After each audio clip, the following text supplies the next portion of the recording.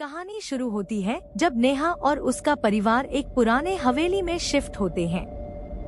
यह हवेली शहर के किनारे पर थी और सालों से वीरान पड़ी थी। गांव के लोग कहते थे कि यह हवेली अशुभ है। लोग यहाँ से अजीबगरीब आवाजें सुनने का दावा करते थे, लेकिन नेहा और उसका परिवार अंधविश्वास पर विश्वास नहीं करते थे। इसलिए उन्होंने गांव वालों की बातों को नजरअंदाज कर दिया और वहां रहने चले गए। पहले कुछ दिन सामान्य रहे। हवेली बड़ी थी, लेकिन उसमें एक अजीब सा सन्नाटा और ठंडक थी जो हमेशा महसूस होती थी। नेहा ने ध्यान दिया कि हवेली के तहखाने का दरवाजा हमेशा बंद रहता था, मानो किसी ने उसे जानबूझकर छिपा रखा हो।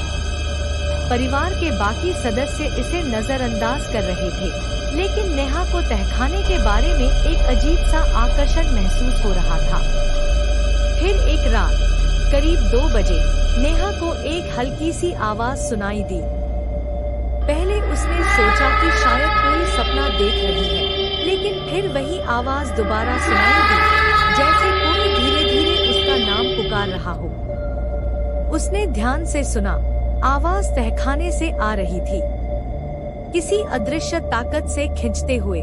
नेहा ने हिम्मत जुटाई और तहखाने की ओर बढ़ी।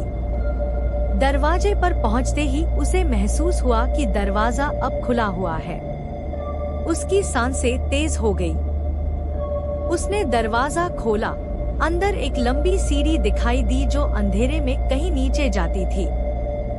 नेहा ने एक टॉर्च उठाई और धीरे धीरे नीचे उतरने लगी। नीचे उतरते ही उसे एक अजीब सी ठंडक महसूस हुई, मानो कोई उसकी हर हरकत को देख रहा हो। तहखाने में हर तरफ धूल और जाले थे, लेकिन बीच में एक पुराना संदूक रखा था। नेहा की टॉर्च अचानक झपकने लगी, लेकिन वह खुद को रोक नहीं पाई। वह संदूक के पास पहुंची और उसे खोलने लगी। जैसे ही संदूक खुला, हवेली में गूंजती आवाजें अचानक तेज हो गई। तुम्हें नहीं आना चाहिए था, अब तुम हमारी जगह लोगी। यह आवाजें किसी इंसान की नहीं लग रही थी।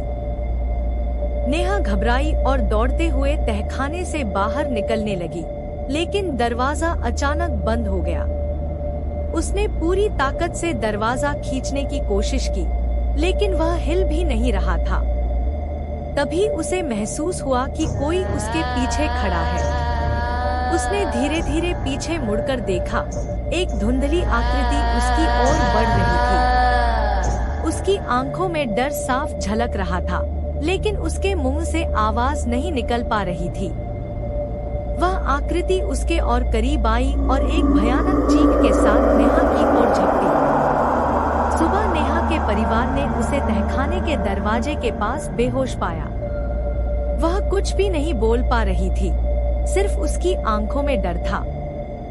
परिवार ने उसी दिन वह हवेली छोड़ दी, लेकिन नेहा कभी पहले जैसी नहीं हो पाई। गांव वाले कहते हैं कि अब हवेली से सिर्फ एक ही आवाज सुनाई देती है।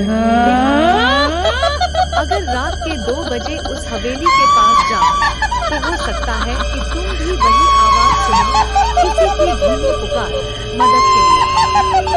पर उस जगह से भागने का मौका शायद तुम्हें ना मिले।